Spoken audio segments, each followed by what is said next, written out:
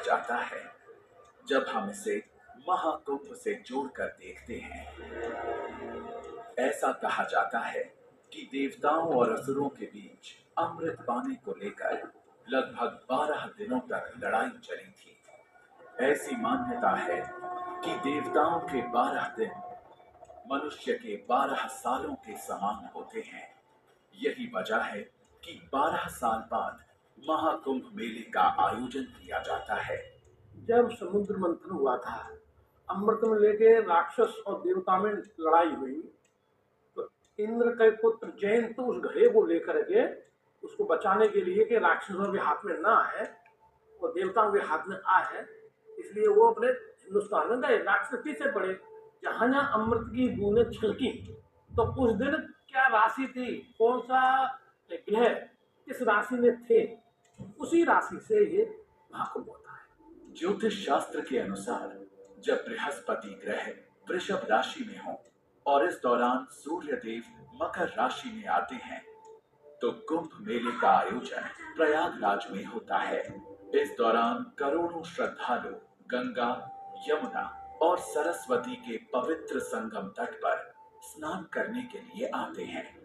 माघ मास में कुंभ पर्व पर प्रयागराज में व्यक्ति 3 दिन भी नियम पूर्वक स्नान कर लेता है तो उसे सहस्त्र अश्वमेध यज्ञ करने के बराबर पुण्य प्राप्त हो जाता है। हजारों अश्वमेध यज्ञ के बराबर एक स्नान में वो फल प्राप्त हो जाते हैं। प्रयागराज को तीर्थों का राजा की उपाधि दिया गया है। बाकी तो सब तीर्थ है, लेकिन यो तीर्थों का भी राजा है प्रयागराज, क्योंकि यहाँ महान महान 3 नदियों का संगम हुआ है। कहा जाता है कि महाकुंभ के समय संगम में स्नान करने से भक्तों के जीवन में गहरा परिवर्तन आता है और ये अक्षय पुण्य फलदायी होता है। ये केवल एक साधारण स्नान नहीं है, बल्कि ये एक अद्भुत आध्यात्मिक अनुभव है जो मन, शरीर और आत्मा को शुद्ध करता है। यहाँ डुबकी लगाने से न सिर्फ पापों का नाश होता है, बल्कि जीवन को एक नई दिशा और ऊर्जा मिलती है। जब मैं संगम में डुबकी लगाने गया तो मुझे बहुत अच्छा फील हुआ। एक मन को शांति मिलती है और अपनी जिंदगी में ठहराव फील होता है। जो पाप जाने अनजाने में किए जाते हैं, वे भी संगम के पवित्र जल में बह जाते हैं। त्रिवेणी की हर बूंद में इतनी शक्ति है कि वो व्यक्ति के सभी दोषों को धो डालती है। संगम में स्नान के साथ नकारात्मक ऊर्जा का भी नाश होता है और सकारात्मकता का आगमन होता है। ये वो समय होता है जब भक्त अपनी अंतरात्मा को शुद्ध करते हैं और विश्वास, शक्ति और मानसिक शांति से साक्षात्कार करते हैं। महाकुंभ के समय संगम के पावन तट पर मकर संक्रांति, मौनी अमावस्या, बसंत पंचमी, माघी पूर्णिमा और महाशिवरात्रि के अवसर पर अमृत कुंभ स्नान की अद्भुत परंपरा जीवंत होती है। हम लोग सब परिवार यहाँ आते हैं और मकर संक्रांति के एक दिन बाद पुणे के स्नान करते हैं, मकर संक्रांति का भी स्नान करते हैं। स्नान करने के बाद एक बड़ी ही आनंद की अनुभूति होती है, बड़ा सौभाग्य मिलता है हमें दर्शन करके, स्नान करके। ये परंपरा सदियों से श्रद्धालुओं के लिए आस्था का मुख्य केंद्र रही है। अमृत कुंभ स्नान के दौरान देश भर से आए साधु संत संगम पर पहुंचते हैं और पुण्य की प्राप्ति के लिए पवित्र डुबकी लगाते हैं। सबसे पहले नागा साधुओं को स्नान का सम्मान दिया जाता है। मकर संक्रांति का स्नान, मौनी अमावस्या का स्नान और बसंत पंचमी का स्नान। संसार में बसंत भर जाए, इसी कामना से स्नान करते हैं और हम आगे बढ़ जाते हैं काशी नगरी की तरफ। इसके बाद अन्य सन्यासी और संतों का क्रम आता है। ये दिव्यता और सम्मान का प्रतीक माना जाता है। महाकुंभ में शामिल अखाड़ों के लिए अमृत कुंभ स्नान का समय विशेष रूप से निर्धारित किया जाता है। ये संत और साधुओं के अनुशासन, और परंपरा के प्रति समर्पण को दर्शाता है। उनके स्नान के बाद श्रद्धालु त्रिवेणी के पावन जल में डुबकी लगाकर आत्मा की शुद्धि का अनुभव करते हैं। पहले इस अमृत कुंभ स्नान को शाही स्नान के नाम से जाना जाता था। इसकी भव्यता और धार्मिक महत्ता इसे आज भी अद्वितीय बनाती है। ये स्नान न केवल धार्मिक आस्था का परिचायक है, बल्कि भारतीय संस्कृति और परंपराओं का जीवंत उत्सव भी है। पूरी दुनिया से लोग महाकुंभ के समय संगम में पवित्र स्नान के लिए आते हैं, क्योंकि इसका गहरा आध्यात्मिक और सांस्कृतिक महत्व है। ये परंपरा प्राचीन ग्रंथों और धार्मिक मान्यताओं में निहित है, जिसे आत्मा की शुद्धि, पापों के नाश और आध्यात्मिक नवजीवन के लिए अत्यंत पवित्र माना जाता है। 88,000 ऋषि इसी प्रयागराज में पुराणों के श्रवण करते थे। वेद वेदांतों के जो है सूत जी के द्वारा जो है उसका प्रवचन सुनते थे, उसका व्याख्या सुनते थे और उसका ज्ञान को अर्जित कर करके धर्म का प्रचार समाज में जाके करते थे। ब्रह्म वैवर्त पुराण कहता है, प्रयागे माघ मासे तो स्नात्वा पार्थिव मर्दनः सर्व पापैः प्रमुच्येत पितृभिः सह मोदते। कि माघ मास में प्रयाग में स्नान करने वाला व्यक्ति सभी पापों से मुक्त हो जाता है और उसके पितृ भी प्रसन्न होते हैं। अग्नि पुराण में दर्ज है, कुंभे कुंभोद्भवः स्नात्वा प्रायच्छति हि मानवान् ततः परम न पापानि तिष्ठन्ति शुभ कर्मणाम्। कि कुंभ में स्नान करने से व्यक्ति को पापों से मुक्ति मिलती है और वो शुभ कर्मों की ओर अग्रसर होता है।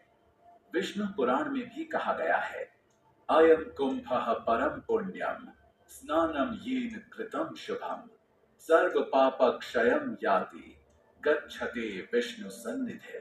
कि कुंभ में स्नान अत्यंत पुण्यदायक है, जिससे व्यक्ति सभी पापों से मुक्त होकर विष्णु लोक को प्राप्त करता है। महाकुंभ के समय गंगा, यमुना और सरस्वती का संगम एक विशेष आध्यात्मिक ऊर्जा और महत्व का केंद्र बन जाता है। गंगा, जिसे सभी नदियों की जननी कहा जाता है, ऋग्वेद में इसका उल्लेख मिलता है, जहां गंगा को न केवल जल स्रोत बल्कि जीवन दायिनी शक्ति का प्रतीक माना गया है। हिमालय की ऊंचाइयों में गोमुख से निकलकर 2525 किलोमीटर लंबी ये नदी अपनी ममता की धारा से उत्तर भारत के मैदानों को संजीवनी देती है और फिर बंगाल की खाड़ी में समा जाती है।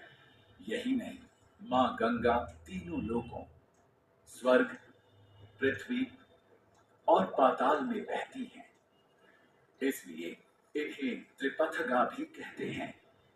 जहां गंगा जीवन और मोक्ष की धारा है, वहीं यमुना प्रेम, संबंध और दिव्यता की कहानी कहती है।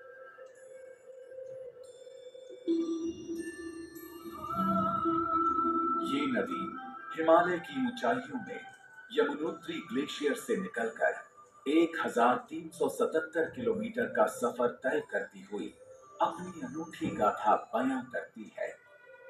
यमुना के तट पर बसा मथुरा और वृंदावन केवल एक भूमि नहीं, बल्कि भगवान श्री कृष्ण की लीलाओं से सजी एक अलौकिक धरा है।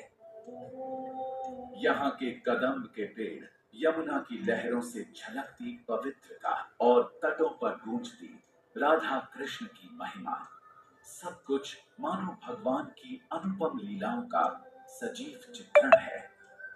कहते हैं, जब श्री कृष्ण ने कालिया नाग को वश में कर उसे मथुरा से निकाला था, तब उन्होंने यमुना के जल को पवित्र कर उसे मोक्षदायिनी बना दिया। यमुना आज भी उन दिव्य पलों की साक्षी है, जहां यमुना की लहरों में इतिहास की गूंज है, वहीं सरस्वती की धाराओं में ज्ञान और संस्कृति की अनमोल विरासत समाई है। ऋग्वेद में सरस्वती नदी का उल्लेख 60 बार मिलता है और इसे जीवन देने वाली नदी के रूप में दर्शाया गया है। इसी नदी के किनारे महाभारत का युद्ध लड़ा गया था। हालांकि आज इस नदी का नामो निशान नहीं है, लेकिन लोगों का मानना है कि ये नदी अब भी गुप्त तरीके से बहती है। ये भी कहा जाता है कि प्रयागराज में संगम पर सरस्वती अदृश्य रूप में मिलती हैं।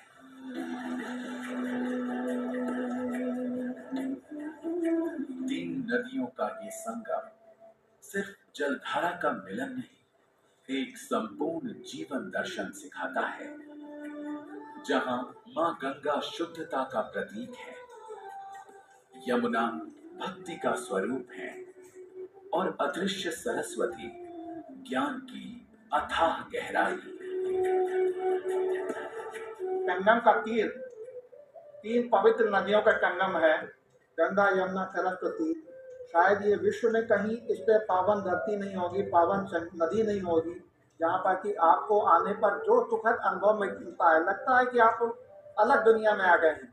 त्रिवेणी संगम नदियों की मिलन भूमि ही नहीं, ये भारत की अद्वितीय संस्कृति और आध्यात्म का हृदय स्थल है। यहाँ का हर कण, हर बूंद मोक्ष की कहानी कहते हैं। ये भूमि दिव्य ऊर्जा से भरपूर है, जहाँ प्रकृति का हर अंग ईश्वर की उपस्थिति का अनुभव कराता है।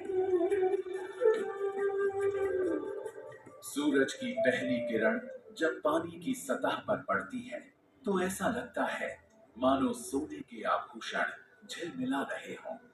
हवा में मंत्रोच्चारण की गूंज, घंटियों की मधुर आवाज और भजन कीर्तन की लय पूरे ब्रह्मांड को एक अनोखे संगीत में बांध देती है। ये वो जगह है जहां आत्मा अपने भीतर के तूफान को शांत करती है। ये संगम उन लाखों तीर्थयात्रियों का गंतव्य है जो यहाँ अपनी आत्मा की शुद्धि और मोक्ष की कामना लिए आते हैं। I am fascinated by the people, especially by the people, by the sadhu, by the yogi, and the other people. Everybody are in the same place. I feel like in my home. It's like I church that for many years and I find it here. कि अगर कोई व्यक्ति अगर वो संगम में स्नान करता है तो उसके विचारों की शुद्धि होती है, उसकी अंदर आत्मा की शुद्धि होती है और वो मोक्ष तक का रास्ता बना सकता है। त्रिवेणी में भी जब हमने स्नान किया है तो एक आध्यात्म की अलग ही अनुभूति हमें प्राप्त हुई है। स्पिरिचुअलिटी जिसकी बात करते हैं, वो अगर आपको महसूस करना है तो आप त्रिवेणी संगम में स्नान जरूर करिए। यहाँ हर प्रार्थना, जल में लगाई हर एक डुबकी पापों को धोकर आत्मा को एक नई दिशा देती है। संगम सिर्फ तीन नदियों का संगम नहीं, ये दृश्यमान और अदृश्य शक्तियों का वो मिलन स्थल है जहां विश्वास हर सीमा को पार कर जाता है। त्रिवेणी संगम वो स्थान है जहां आस्था और दिव्यता अपने चरम पर पहुंचती हैं, जहां हर डुबकी अपने आप में एक नई शुरुआत है, जहां हर प्रार्थना परमात्मा से एक संवाद है। ये स्थान नहीं, सजीव धरोहर है। ये हमारी आत्मा का शाश्वत संगम है।